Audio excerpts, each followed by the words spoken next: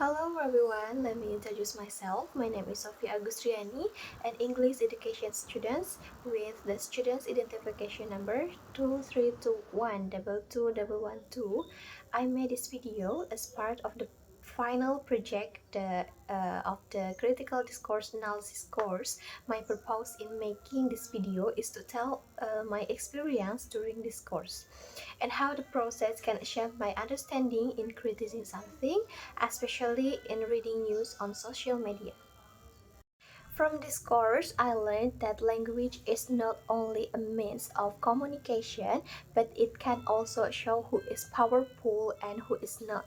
Through this critical discourse analysis course, I learned that when we read text or news, we not only have to read the text more deeply, but we also have to be able to find the hidden meaning behind the words, such as how the media can shape the way we think about the group or event. During this course, a lot of things opened my mind with the interesting methods applied during learning, such as group discussions and analyzing news.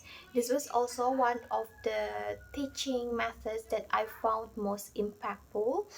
We were formed into groups and then instructed to read a news text from one of the sources and then discuss and analyze how uh, the narrative was formed.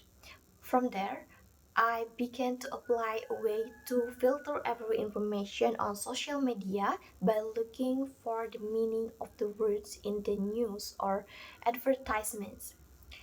Then finding out was what messages or meanings are hidden in each of these words. I used to think that news is objective, but after I learned CDA, I realized that there must be a certain narrative that is deliberately shaped by the media. By discussing in groups, I learned that one text can be interpreted in different ways by other people, and I also learned a lot about how to respect different opinions and deepen my understanding of the text being discussed. From this experience, I became more aware that language has a very powerful meaning. Words can shape the way a person thinks, influence opinions, and even organize who is considered important and who is not.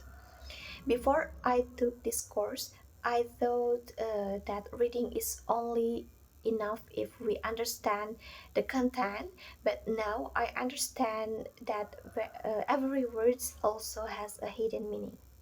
Although I sometimes have difficulty connecting the Van Dyke, Wodak, Fairclough, and Van Leeuwen approaches to the actual text, I also sometimes get confused between the four approaches. But actually, we just need to focus on the terms that representation them from each approach. I think the CDA approach is important to apply in language learning. In the future, when I become a teacher, I want to encourage my students to not only learn about grammar or vocabulary, but also learn to think critically. For example, by inviting them to discuss texts that are close to their lives, such as advertisements, memes, or captions on social media. I also want to make them dare to express their own opinions and then realize that discussion has power.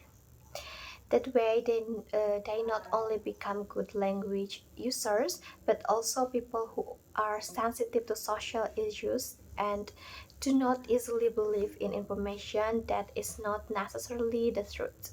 Closing, I feel that studying CDA has opened my mind that language is powerful and can influence the way we think. And the most important thing is that we have our own views and not just swallow information blindly.